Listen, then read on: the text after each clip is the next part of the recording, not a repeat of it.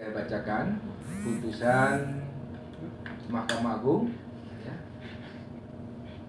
Perkara nomor 250 Kasasi garing Tun garing Pilkada garing 2018.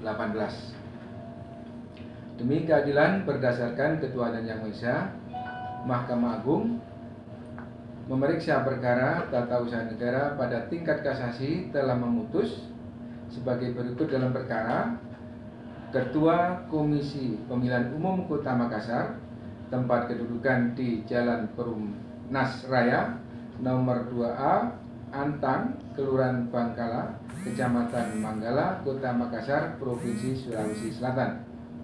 Dalam hal ini diwakili oleh kuasa Ali Nurdin SHST dan kawan-kawan warga negara Indonesia, para advokat pada kantor hukum marhumah Majid SH dan rekan, beralamat di Sungguh Minasa berdasarkan surat kuasa khusus nomor 315-TT-KWK-031-7371-KPU-KOT-3 Romawi 2018 tanggal 25 Maret 2018 sebagai pemohon kasasi.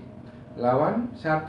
Munafri Arifuddin SH, warga negara Indonesia, tempat tinggal di Jalan Khairil Anwar, nomor 4, RT 002, RW 003, Kelurahan Saweri Gading, Kecamatan Ujung Pandang, Kota Makassar, pekerjaan karyawan swasta. 2. DRG A. Rahmatika Dewi Yustika Iqbal,